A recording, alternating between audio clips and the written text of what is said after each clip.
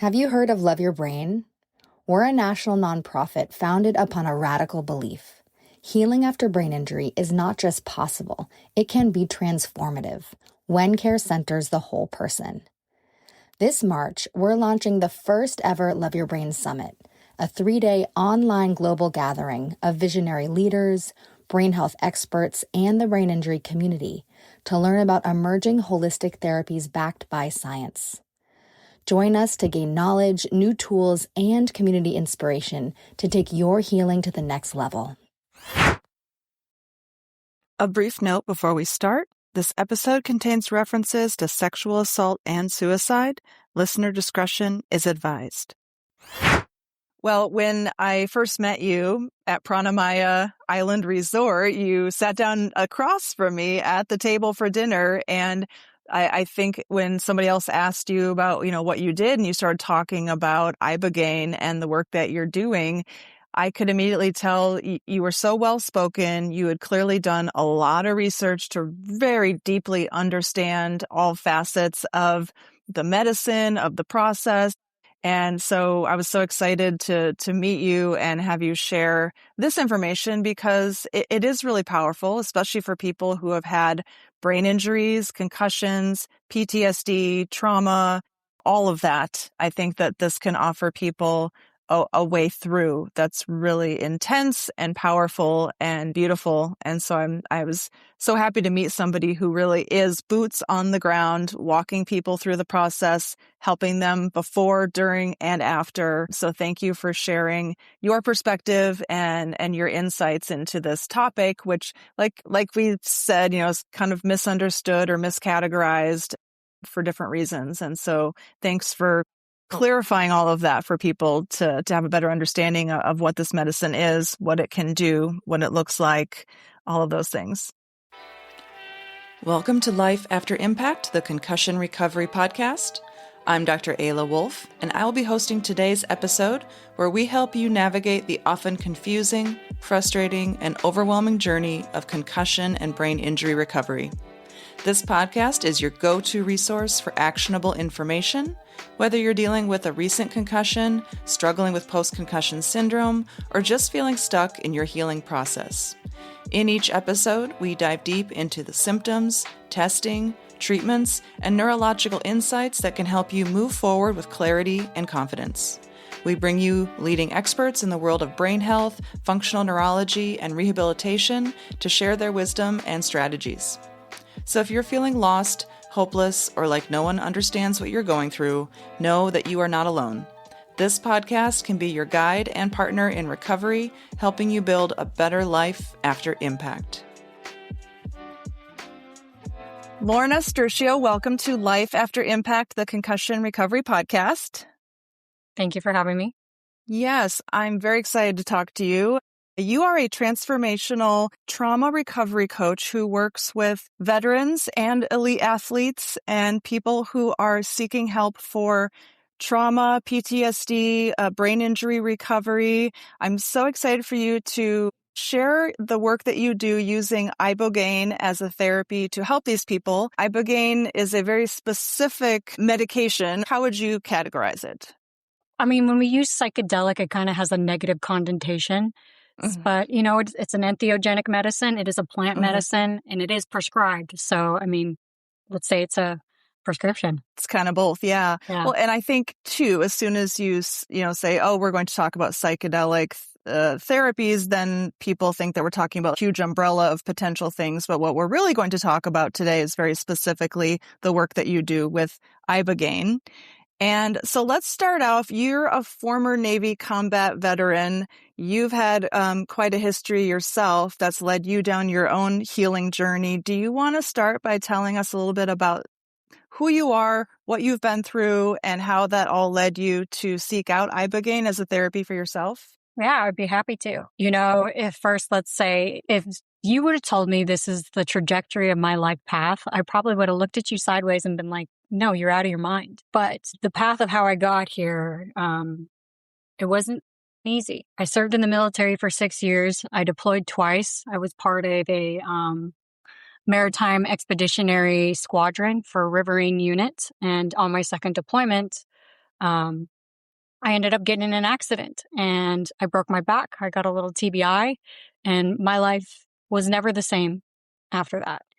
I came home, I was medevaced home, and the first thing they did was put me on a copious amount of painkillers. And, with PTSD and painkillers, that's just a dangerous combination. And I wish I could say it was just the war that kind of messed me up. But it was also like the culture of the military, being a woman serving. I'm also, I suffer from MST. For people that don't know that, that's military sexual trauma.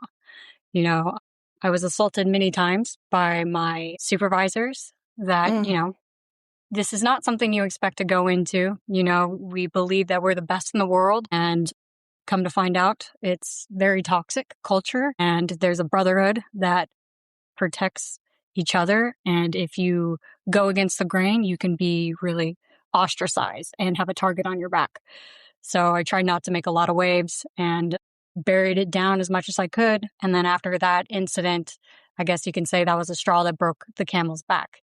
Yeah. And, that was a very slippery slope afterwards. I started, like I mentioned before, using painkillers for any discomfort, whether it been physical or mental or emotional. I would just, pop it like it was a piece of candy. And then after probably a few months of being on those, they decided to take me off them cold turkey. And everything started coming to a head. I'm not proud of the choices that I made after that, but, when you're not in the right headspace, you will make mistakes. If you would have told me a year prior to me deploying that I would have gone to illicit drug use, I probably, again, would have been like, no way, you're out of your mind. The thought of that even terrified me. But when you are thinking of ending your life every day, dealing with nightmares, irritability, pushing people away, on top of the symptoms with TBI, your memory is not so well, knowing that something's wrong with you and everyone's telling you different, it was like drowning. It was literally drowning. So I reached for anything that would make me feel somewhat normal. And then that led me to getting kicked out of the military. Rightfully so. I did make, I know the rules. I know what I did. There's no regrets around that. So after that, it was about 15 years of dealing with, conventional medicine through the VA. At one point, I was prescribed so many medications that I had to walk around with 2-gallon-sized bags of medications. I was on SSRIs, dopamine, Adderall to keep me focused, clonazepam to keep me down, and then medications for the side effects of those. So I was taking a lot. It wasn't and I was also doing therapy too. It wasn't just like popping pills, but I was taking therapy, like every acronym. I even did DMS, ketamine treatments. Nothing was working. Nothing was sticking. And it wasn't until 2018, New Year's Eve, I decided I had enough and I tried to end my life. Fortunately, that didn't work. By the grace of God or the universe, there were some other plans. And I woke up and it really made me think, like, why am I still here? I just tried to end it all. There was no purpose for me here. And that's when I started thinking outside the box. I read about a bunch of veterans going abroad doing psychedelics. And I'm like, well, what do I have to lose? If I'm going to try to die, why don't I just try to die, trying to live? So, the definition of insanity, we're doing the same thing over and over again and not getting results. Well, let's try something different. The first time I sat with medicine, there was no proper preparation. It was like, be here at this time. And it was ayahuasca, needless to say. It's not one of those you go lightly into. But again, I was so desperate. I get there, the medicine certainly helped me, it put the soul back into my body. But because I didn't know about integration either, it didn't take very long for old patterns of behavior and thinking to come back. And then that perpetuated the belief system that I'm broken, nothing could fix me. So it wasn't until the second time I sat with medicine where I learned about proper preparation, set an intention, integration, that my life changed substantially. I got out of that survival mindset and more into a thriving mindset. And, I was approached by a CEO of a company who does a coaching company, and she heard my story and saw, such a transformation. She's like, I want you to be a coach too. And I was like, listen, I'm not ready yet. I still need to integrate. I need to get my life together before I tell people how to get their lives together. And she's like, that's how I know you're going to be a good coach. because you're going to do the work. And that's what led me to working with entheogenic medicines and helping veterans and first responders.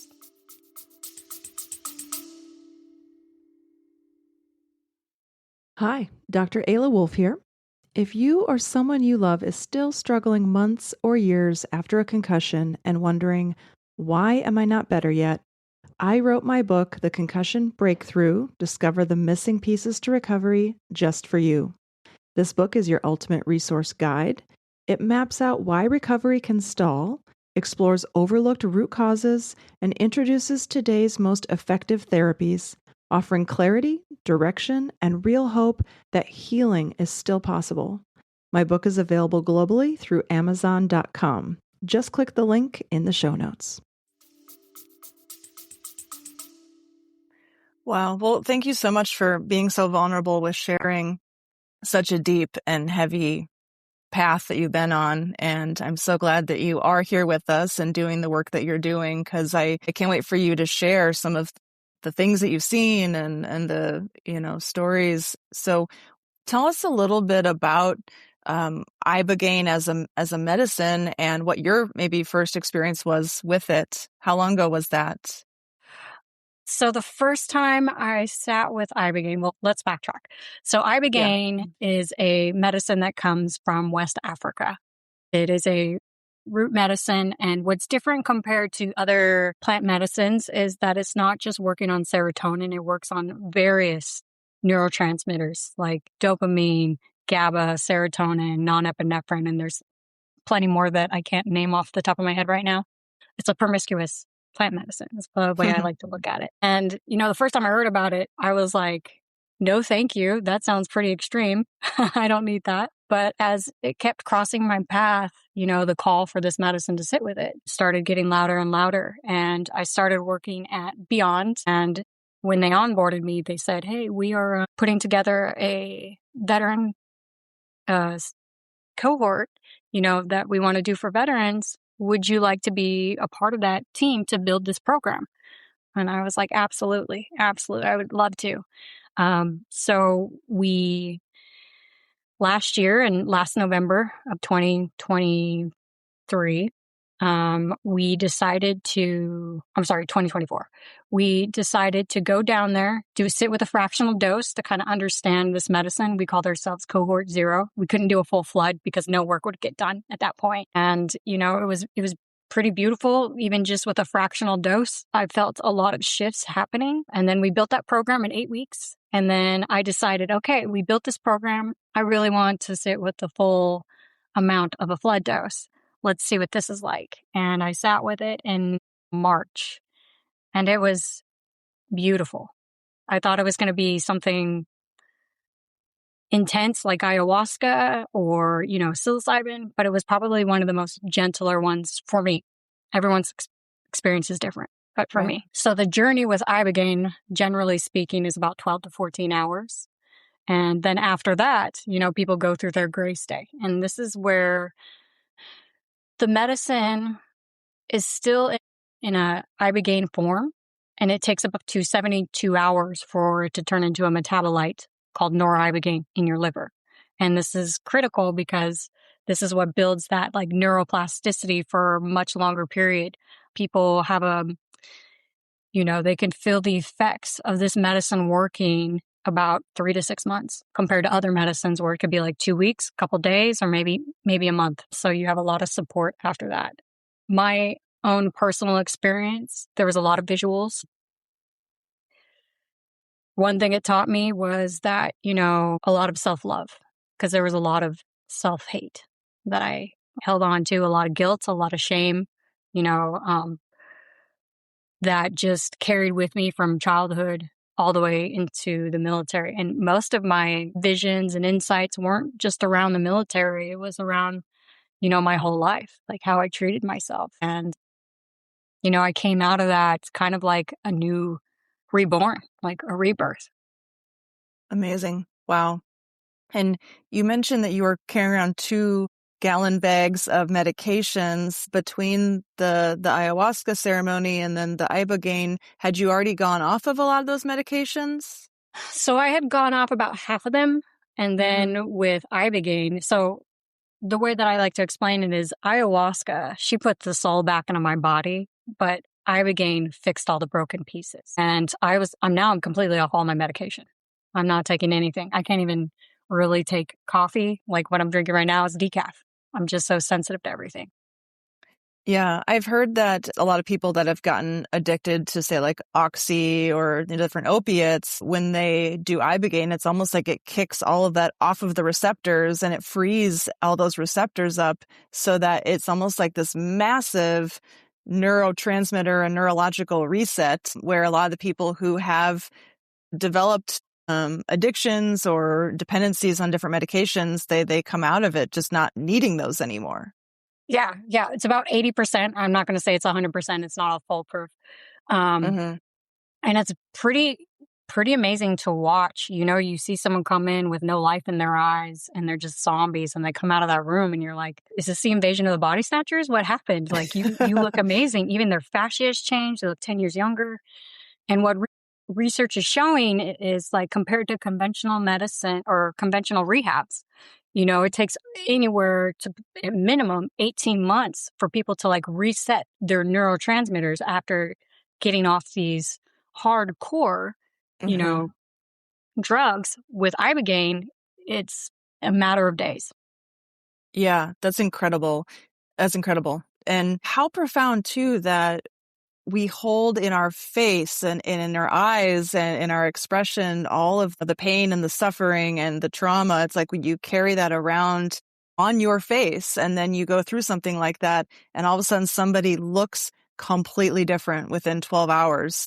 I mean, I think that there's so much to that. There's so much that could be that we still need to like understand and study and appreciate about just the human psyche and the effects it has on our physical bodies. Yeah. A lot of times people focus on like the mental part. You know, it's also affecting our body. It's, you know, affecting our spirituality. You know, sometimes it can awaken some things in people. We have a doctor on our team who's now actually studying, you know, the three brains, the mind, the heart, and the stomach. And he's seeing that there's a synapsis that's happening between all of them when this medicine is introduced to people. Very cool. And how many groups of veterans have gone through this program since you started working with them? So it's not just veterans. First and foremost, I just want to reiterate that. So like we work with veterans, first responders, and spouses, because we also believe that, you know, I've been a military spouse and I know how hard it is to be on the other side. What's also different about us is that with other entheogenic programs that are out there, you know, they usually put military female veterans together with spouses, and it kind of mitigates the work that we did ourselves and dismisses like, hey, we raised our hand too. My whole theory around that is like, would you ever put a man, you know, civilian with male veterans? Like or male spouse with male veterans. Would you ever do that? No. Then why are we doing that with women? Why can't we be held to the same standard? So that's one thing that, you know, I really advocated for, is that, you know, female veterans have a voice because we're underheard and underserved. And same with spouses. You know, they need their space too. But we've done so far 16 cohorts. Oh, wow. That's a lot. Yeah. And, you know, we plan on growing more and more, but it's all intentional. We're all about, you know, quality over quantity. Last year, we did about 1 to 2 cohorts a month. This year, we're going to do 2 and then ramp it up to 3 at some point. And then hopefully our end goal is to do 1 cohort a week. And this is in Mexico, correct? Yes. Our clinic is down in Cancun. Okay. Got it. And so you're flying back and forth then multiple times a month? Not, so I work remotely sometimes, but when I'm pushing a female veteran cohort through, I will be on site. And then I'll also be on site sometimes for, you know, on-site coaching, because I feel, you know, there's something that just being on site, seeing these changes, that kind of just fills my cup up when I'm feeling a little burned out. Yeah, absolutely. And so talk a little bit about the process of preparing to go into an Ibogaine experience and then kind of also that integration piece afterward, because this is where you're doing a lot of your work with these people who are going through the process. Yeah. So, I mean, it's kind of like a spectrum when it comes to preparation, because when people are highly in addiction, our goal is to just try and get them there, and then when they're like somewhat have some, wherewithal, then we start working with them a little bit. But sometimes they've been so far into their addiction that, we just need to get them through. And then once they've understand, the whole process, then integration is really wonderful. For the people that are suffering with like mood disorders or, even optimization, what we usually do with like the civilian side of things, we have 2 preparation sessions to get them down there. Then there's a lot of on-site coaching and workshops to prepare them for their journey. Like we teach them how to navigate, what to expect during Grace Day, what the felt experience is like. And then on the other side, there's some more on-site coaching. And then when they go home, they have 2 more sessions with their integration coach.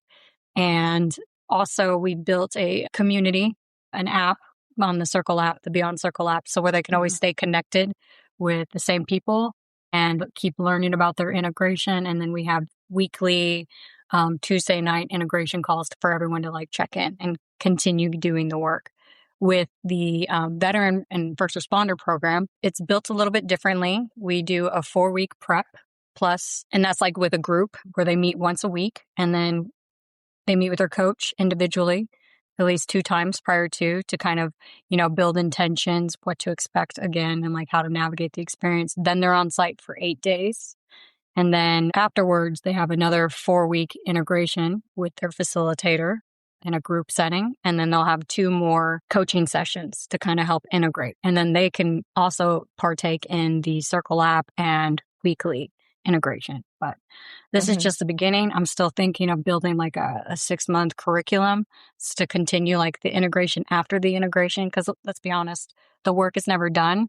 And it's multifaceted in many ways, like we're not just focusing on one part, like the mind.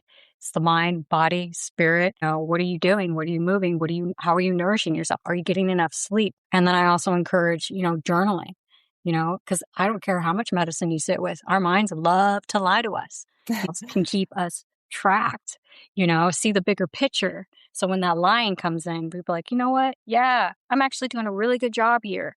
I'm not the person I was. And sure, I'm not who I want to be, but I'm moving. I'm going in the right direction. Mm-hmm.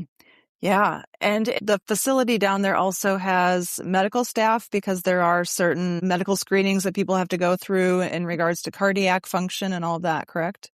Absolutely. So when you check in, one of the first things you do is you get labs done. You'll have a urinalysis, blood work, 12-lead EKG, and you'll get a lot of those while you're down there. It's not just a one and done kind of thing. It's through your whole time there, before, like when you arrive, before you sit with the medicine, after you sit with the medicine, the next time you sit with a supplementary dose afterwards. We are huge advocates, because this is very taxing on the heart. What happens is it prolongs the QT level, which is like the beat between heartbeats, and it could really send people into cardiac risk. Yeah, so we have a full trained staff, always 24/7 there. A nurse is with you the whole time in the room speaking to the doctor, and she's also there to monitor your vitals. And not only your vitals, also be there for your comfort level. So you're never alone when you're journeying in this profound medicine. Mm-hmm. Yeah. Yeah. That's incredible. And I would, my next question was going to be, what are people's biggest fears going into this? And I think that Ibogaine did get a kind of a bad rap, so to speak, because of the cardiac risk. But when you do it properly and when you do all the correct testing before and it's medically assisted, it's very safe when you do it the right way. And so I think that sadly, it's not legal in the United States yet, even though people are really working to make it available to help people with addictions and trauma and depression and PTSD. But I think it's the cardiac risk that really was the barrier. But it really seems like that's been figured out. And when it's done correctly in the way you're describing, it mitigates those potential risks, correct? Yeah, absolutely. And they've found that, magnesium is really important in supplementation before and even during when you're in the journey. So like my IV, because you're going to be hooked up to an IV the whole time, is going to be a different cocktail than say yours would be, based off of what your labs. Like it's very specific. Yeah. Yeah. Amazing.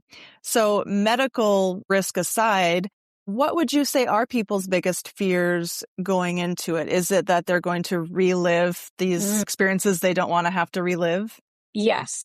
And, of course, this is the whole reason why we go to therapy, but we're really good at repressing, suppressing, and avoiding all that in our own protector ways, right? One thing I love to tell my clients is this medicine is divinely intelligent and it comes from a place of love. It's not a malicious molecule. Everything that's happening is happening for you. And I've had clients where they're like, I really want to go back to this traumatic period. And sometimes it may take them back there, but they'll see it from a different perspective, like a third person's watching or a bird's eye view or from that other person's perspective. And other times the medicine's like, listen, you've dealt with this day in and day out. We're not going to go back there. I'll handle that. Don't worry about it. But let's focus on this other trauma or adversity that did affect you that you weren't aware of. Let's explore this. Mm-hmm. Yeah. Amazing. And then are there other ways that you would describe it as being different from psilocybin or ayahuasca or some of these other psychedelics? Yeah. Besides the duration, obviously it's a very, very long time. And then grace day, that's a whole experience in itself. With like, say, psilocybin, LSD, ayahuasca, peyote, those are more of like an external experience. They take you out of yourself. And with Ibogaine, it's more of an internal experience. You're excavating all your memories, your life, maybe past lives too. I know that sounds a little esoteric, but it does happen. It's more of an introspection. It takes you just down and in while everything else takes you up and out. Yeah. Another thing sorry. It's really about you and your lived experience and almost a review of that. Yes. So there's actually like two phases of the medicine. So the acute phase is where people have that onergenic or that wakeful dream state. Sometimes not everyone gets visions, but it can be really intense. And that phase usually lasts about 4 to 6 hours. Sometimes people, have emotional purging, mental purging, or physical. And then, of course, expanded consciousness, ataxia, they're unable to have mobility, but the nurse will help them in and out of bed to use the bathroom if need be. And then there's that second phase, which is about 6 to 8 hours. And that's more of the introspective period where you're still in the medicine. It's just subdued enough where you're looking back and you're like, man, that acute phase, a lot of stuff popped up. Let's reassess that. And then some people have like a life review in that period. This medicine also allows people to ask questions that is very direct. I've tried to ask questions with ayahuasca or psilocybin. It's kind of like an enigma. With Ibogaine, it's pretty like concrete when it's explaining something. Example, I know this sounds really weird, but like I said, I was very suicidal, right? So my credit was screwed up. And I was like, well, now that I see a future, now that I know that I'm going to be here a while, like I need a better quality of life and I need to fix my credit. How do I do that? And it just laid it out. Okay, well, you have some of here in savings, pay this off over here, pay this over here, and everything will be taken care of. Like you literally kind of asked about your credit score and it was like, here you go. Here's the plan. Yeah, but I mean, it's not going to let you like ask for lottery numbers. Like obviously not. Right. But, like for a better quality of life. Yeah. And some people ask questions about like the universe, like, why are we here? Can I see how it all started? To, just simple questions to like what I had, the sky's the limit. The way I like to look at it is, imagine you have a conversation with God or the universe. What would you ask? Mm-hmm. Yeah. Okay. I was going to say, I'm like, I probably wouldn't ask about my credit score. Like, but what would I ask? That's a great question. Yeah, yeah. And what's also different about this medicine compared to other medicines is, when we wear an eye mask with any medicine, it allows you to go deeper, see your psychological patterns, and just truly go deep and like see yourself. And then when you like open your eyes, you're still seeing visuals or whatever with, ayahuasca or psilocybin. With Ibogaine, if you need a pause button, you just lift your mask and you can ground into the room, catch your breath for a moment. And then when you're ready, you can go back in. Okay, sure. What would you say are some of the most common misconceptions that people have about Ibogaine that you hear over and over again? One that I hear a lot is for people that have a strong conviction in Christianity. They think they're betraying God. They think, oh, this is a sin. I shouldn't be doing this. And I read a beautiful quote in one of the Ibogaine books I read that, people go to church to talk about God. People do Ibogaine to be with God. There's like an embodiment of it. Another thing that people worry about is that it's not going to fix them. They're like, what if I'm just, quote, pardon my French, I had a client be like, what if I'm just an asshole at the end, And I'm like, well, this medicine could really open your heart a little bit. And don't get me wrong, there are certain personalities that this medicine cannot help. Like if you're a narcissist, definitely there's not enough medicine in the world for that. But if you are generally a good person, it will help you. Because a lot of the times why we are so brash and irritable and short with people is because internally we're not feeling good. And so we express that externally. Yeah. Going back to your comment on the religion, in your experience, now that you've had 16 groups go through, the people who are religious, would you say, if anything, it only kind of helped strengthen their relationship with God after having this experience? Yeah, actually, it strengthens whatever your belief system is, and then there's some people that are agnostic. And then on the other side, they're like, there's something, there's definitely, I feel it, and it's in their own, any way that they relate to. That's why I call it an entheogenic medicine. Entheo, spirit, genic, producing, spirit producing, So, and I've had a client go through who actually had trauma around, religion. You grew up in a Mormon family. And so he was very anti all that. Well, he came in on the other side with a whole new belief system that basically, what I mentioned before, put his soul back into his body. Wow. Yeah. And then talking about a lot of the PTSD, maybe symptoms that people experience in terms of the autonomic dysregulation, sleep dysregulation, mood dysregulation. And again, the people with traumatic brain injuries have all these same issues as well, with the autonomic nervous system being dysregulated, sleep cycles being dysregulated, emotional dysregulation. Are you seeing that after an Ibogaine session that people are able to go back into their lives with a lot less of the symptomatic burden of all these kind of things that are often so highly disruptive in their lives? Yes, for a majority of people, I have seen that. Again, this is not a magic pill, and I never want to misconstrue that. This is a catalyst for change.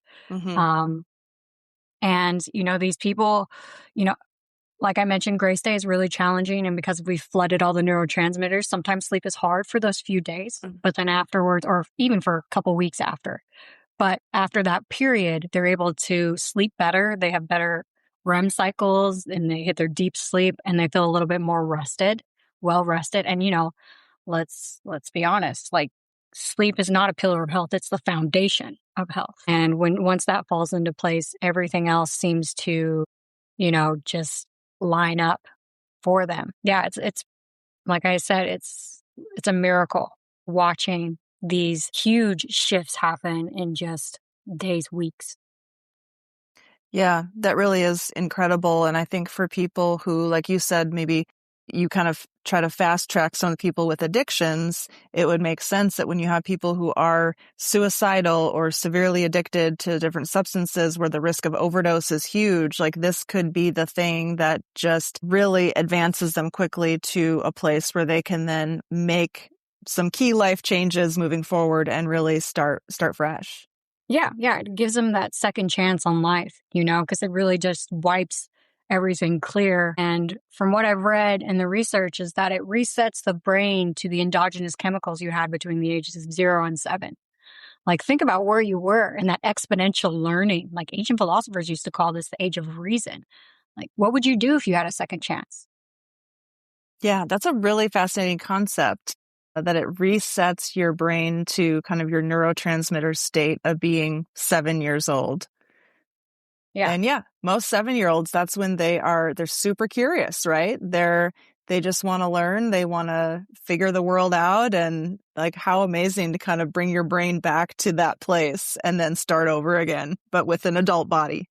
Yeah. And I mean, like, think about where we were too, like abstract thinking. We were learning like multiplication and like theories and like grammar, like some language, so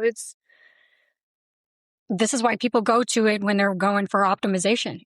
It can kind of turn back the time on aging in your brain. Mm-hmm. Right. Yeah, because we get so kind of locked into our stubborn ways of thinking, to be able to reset that and to have more of a 7-year-old mentality of let's just be open to thinking outside the box and doing things differently. And that's incredible. Now, you had also mentioned that you just recently had some professional athletes go through. Were there people that were doing it more for optimization? So the last group we had go through was an elite athlete cohort, and a bunch of them were MMA fighters, boxers, and lacrosse. So a lot of like, Concussions. Yeah, exactly. And like one of my clients, he had balance issues, memory issues, tremors, couldn't sleep for his life depended on it. He was really struggling, and he came out just this last week, and I, just had a recent session with him, and he was saying, I don't have any tremors. My memory is coming back. My balance issues. I haven't tripped or ran into anything in so long. And, this is just the beginning on the research on that. I didn't think like something like this would ever be possible. I tried when he went in to kind of manage expectations, like, hey, this maybe just change your relationship with what's going on. And instead, it even shocked me. It was like, wow, everything is wiped clean. Cool. Congratulations. Yeah. Amazing. Where do you see kind of the future of this going? I know you mentioned you at your particular space in Cancun, you're hoping to do weekly. Do you have a huge waiting list of people that are trying to get in? And where do you see the future of this going as far as a therapy? Yeah. So right now we have about 700 people on the wait list. Last time I checked, I'm sure we're getting more. There's obviously a demand, but again, we want to do this with quality, intentionality. These are literally people's lives that we have in our hand. There are legislations happening slowly but surely, to try and bring this to the US. There's Americans for Ibogaine, who's trying to build a kind of like a standard for everyone. When we do bring this to the US, like, how are we going to do it? Because safety is the priority here. Texas just passed, the Texas Ibogaine Initiative for Research, which is the largest funding anyone has ever got, $50 million. I think there's a right to heal bill that's currently in the House right now to explore other options with Schedule 1, medications. I mean, the fact that Ibogaine is even scheduled as a Schedule 1 is surprising in itself, because no one's going to go to a party and abuse this. No way in heck is that going to happen. And 2, we obviously know it's got a lot of medical benefits. So why is it Schedule 1? Maybe there needs to be a rescheduling, or, that's a whole other thing. If everything is fast tracked, which, I don't really see with our government, because it's our government. It does what it does. Maybe we can see this stateside in like 5 to 7 years, but, that's only if it's fast tracked. Yeah. And that's still a long time when you're suffering. Yeah. Okay. Yeah. So Texas, I remember, I believe the governor of Texas was really instrumental in trying to get funding for this, to be able to at least say, can we at least please do some research and start to actually have some research on safety parameters and outcomes and all of this. as the first step in getting it approved and legalized in the country for these types of situations. So it's exciting to see what comes of that now that that's been approved and they have the funding. Yeah. And it's really surprising because Governor Rick Perry, is a very hardcore conservative, is definitely against cannabis or anything. And, he saw the changes and he's like, we gotta save our people because there's an epidemic happening, not just for veterans, but even, for everyone. Like mental health is a huge issue in the US. Mm-hmm. Why are we not helping people, Right. And when there's a therapy that has some pretty incredible outcomes, why aren't we studying it more? Exactly. And do you know what that research is going to look like? Are they going to do the research through the VA hospitals in Texas? I'm not sure if they're going to do that through the VA hospitals. I think right now it's privatized, but I know there is some talk about VA hospitals with other medicines like psilocybin and MDMA. And currently they're doing ketamine that's off label, but I'm not sure like so much on the research side of that. Yeah. I've heard there's been some fairly large MDMA trials that are in place and continuing as well. Yeah. Got it. Well, I mean, we'll see, but Mm-hmm.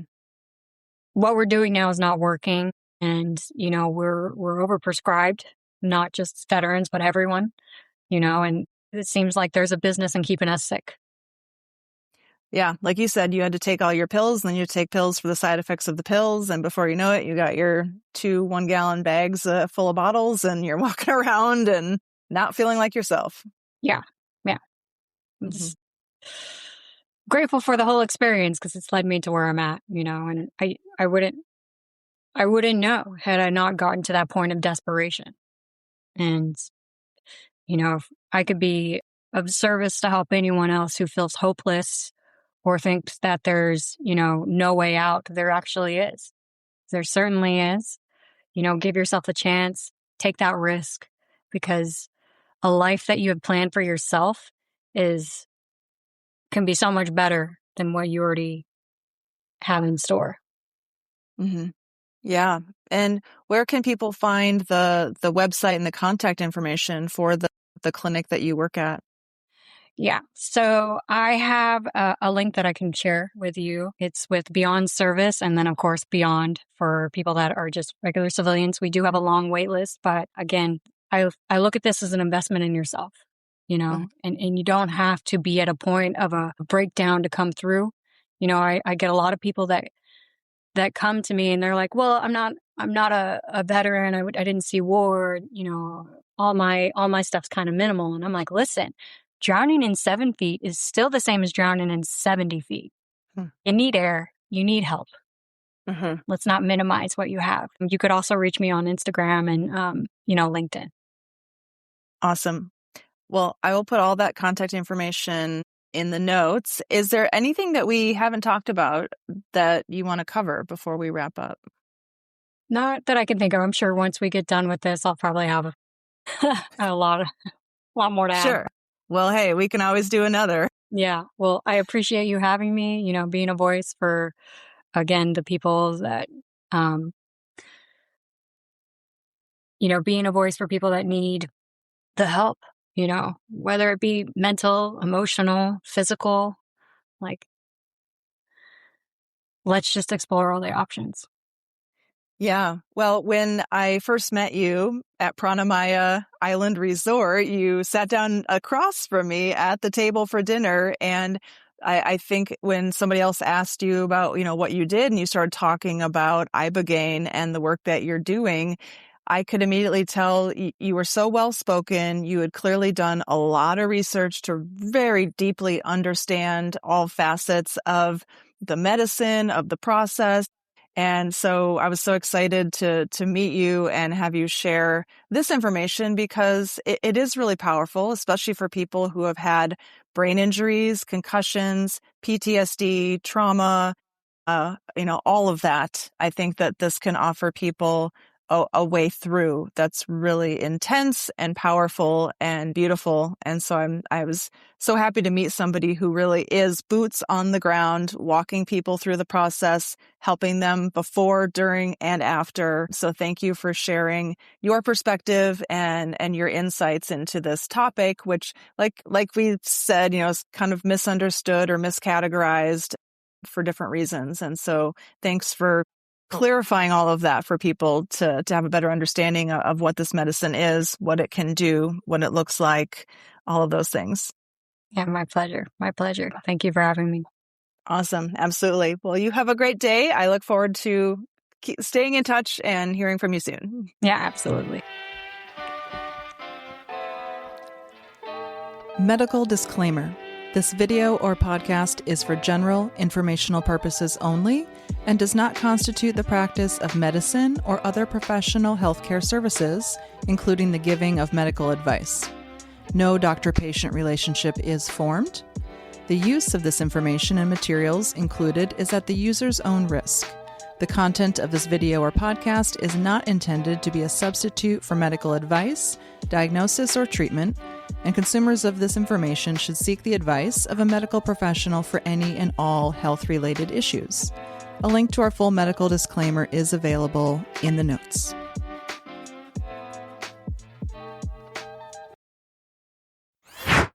Imagine trying to do something good for your body, like make a high-protein smoothie for breakfast or after a workout, only to find your protein powder is full of junk. Heavy metals, artificial sweeteners, and chemicals you can't even pronounce. It is frustrating when you try to do the right thing, but instead you just end up adding to the toxic burden in your body. As someone who cares deeply about what goes into my body, as well as the patients that I work with, I believe that what we consume regularly needs to support our health, not silently sabotage it. That's why I use Puri. Their protein powder is made from clean, high-quality ingredients, and it's third-party tested for heavy metals and contaminants because they don't just say it's pure, they actually prove it. You can find collagen peptides, whey protein, and plant-based options on their website. Check them out at puri.com. That's PUORI.com, and use the code LIFEAFTERIMPACT for a 20% discount on your first order.